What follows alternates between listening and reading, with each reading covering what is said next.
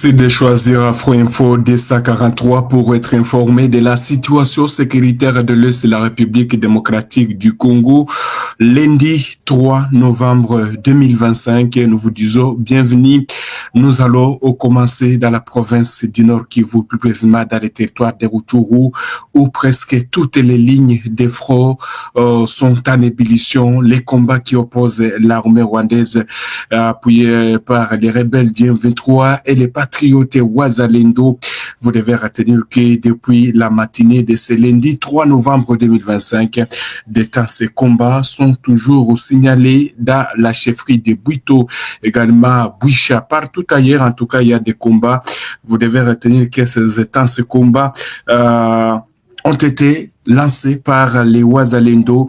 On signale de capturés et de morts et de blessés dans les rangs de la coalition RDF M23.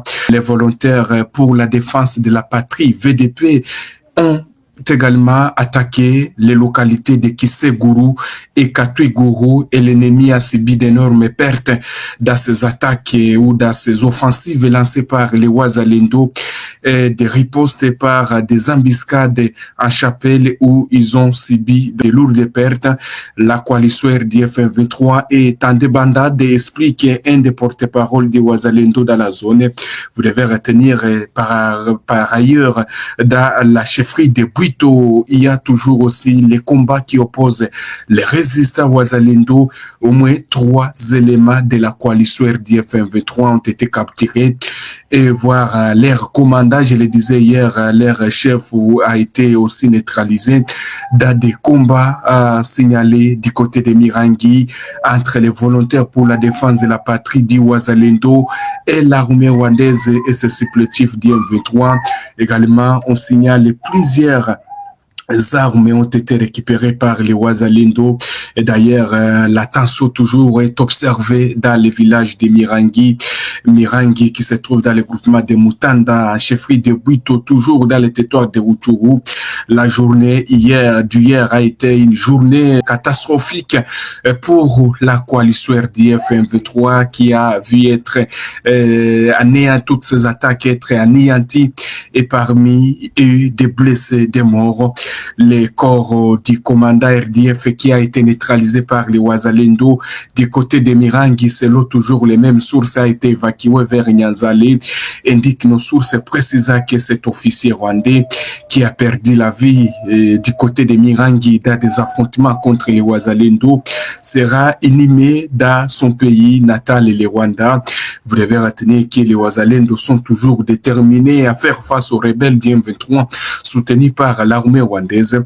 Et les Wazalendo disent qu'ils continueront toujours à défendre la patrie contre l'agression rwandaise et décourager tous les traîtres qui sont en train toujours de se rendre aux rebelles du M23. Et d'ailleurs, les CMC-FDP annoncent avoir neutralisé en tout cas beaucoup de ces éléments du M23 soutenus par l'armée rwandaise. On nous signale qu'il y a eu donc des matériels comme type PKM, il y a 03 AK-47 et des caissettes de munitions qui ont été récupérées par les Wazalendo. Vous devez retenir que les Wazalendo sont déterminés à défendre la patrie. En tout cas, les CMC appellent tous les Congolais qui sont encore au ras des agresseurs rwandais de se rendre aux forces loyalistes plus vite possible avant que les pires ne leur arrivent. À la population aussi de rester calme et d'avoir confiance à ses enfants VDP et à la force gouvernementale FARDC. Vous devez retenir que les commandements du mouvement CMC remercient la synergie des volontaires pour la défense de la patrie Fro Rutshuru Nyiragongo pour son soutien et sa détermination. Vous devez retenir que la situation reste toujours tendue dans la chefferie de Bwito, et d'ailleurs où on nous signale qu'il y a toujours des combats pour l'instant qui sont signalés. On nous signale qu'il y a, oui, des affrontements aussi reprennent du côté des Bukombo. C'est ce que nous apprenons. Des nouveaux affrontements ont éclaté entre les Wazalendo et les CMC-FDP et l'armée rwandaise supplétive du M23 depuis la matinée encore de ce lundi 3 novembre dans les groupements de Bukombo. Là, nous sommes toujours dans les chefferies de Bouito. Selon des informations recueillies sur place, les combats ont débuté vers 5 heures du matin à Kinyankoukou, avant de s'éteindre vers 6 à Rubeha et 5 sur la colline Muvunganguma, dans la localité de Kiahimba. De fortes détonations sont entendues par les habitants qui continuent à fuir. Certains déplacés ont trouvé refuge dans le groupement Bachali Mokoto, en territoire voisin de Massissi. D'après plusieurs sources, ces affrontements auraient été déclenchés par les Wazalendo qui ont tendu des embuscades aux rebelles du M23 soutenus par l'armée rwandaise. Pour l'instant, aucun bilan n'est disponible. Vous devez retenir que le combat est encore en cours dans la zone de Kinyankoukou et Muvungangoma. Une accalmie temporaire est observée à Rubea, mais une reprise des hostilités reste possible. Ces violents affrontements interviennent au lendemain des combats, comme je l'ai dit, même il y a du côté des Mirangi qui agale tout au long de la journée d'hier, 2 novembre. Ces combats ont opposé les SMC aux rebelles du M23 soutenus par l'armée rwandaise, et d'ailleurs où la situation demeure également tendue. Vous devez retenir que ces derniers temps, il y a toujours des affrontements. Les Wazalendo continuent à tendre des embuscades aux rebelles du M23 soutenus par l'armée rwandaise. On nous signale une avancée progressive des Wazalendo du côté des Mirangi, où cette localité a été le théâtre des affrontements. Également, chaque jour, on vous parle ici de ces affrontements parce que les porte-paroles du Wazalendo aussi dans la zone qui donne cette information affirme que presque toutes les lignes de front sont en ébullition pour l'instant. Et difficile pour l'instant de donner les bilans dans le groupement de Bukombo. Mais du côté de Katui Gourou aussi, il y a des combats. Du côté de Kissé Gourou, ce sont toujours les Wazalendo qui continuent à faire face aux rebelles du M23 soutenus par l'armée rwandaise. Merci à tous nos téléspectateurs qui sont connectés alors que les deux parties aussi se trouvent du côté de Doha. Vous le savez très bien que les négociations devraient se poursuivre cette semaine, comme le président Félix Tshisekedi l'a annoncé, chers téléspectateurs d'Afro Info de 43, le président congolais qui s'est rendu du côté de Paris, il s'est rendu du côté aussi de l'Égypte, au niveau de la capitale Caire.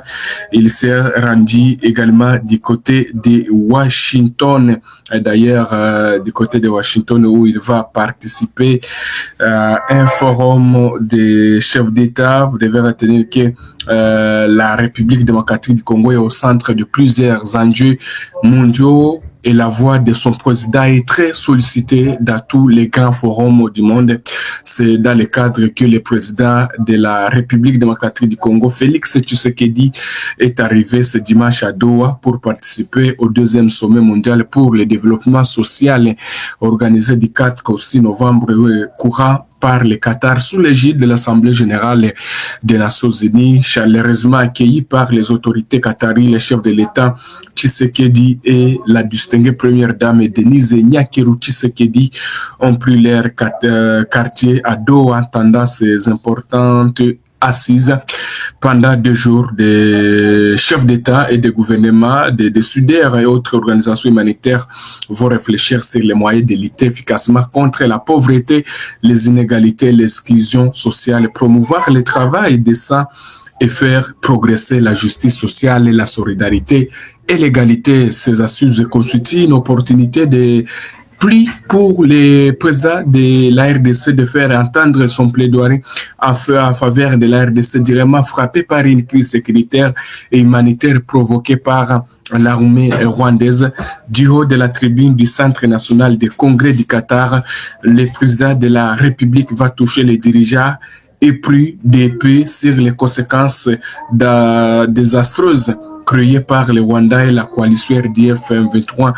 En répondant à l'invitation de l'émir du Qatar, le président de la RDC veut aussi remercier la monarchie du Golfe pour ses inlassables efforts de médiation qu'elle a entrepris depuis plusieurs mois en faveur d'une paix durable dans la partie est de la RDC. D'ailleurs, le président de la République démocratique du Congo qui a annoncé que les pourparlers devraient se poursuivre cette semaine du côté de Doha avant que le président rwandais Paul Kagame et le président congolais, son excellence Félix Tshisekedi Tshilombo, soient réussis du côté du Qatar, du côté de Washington.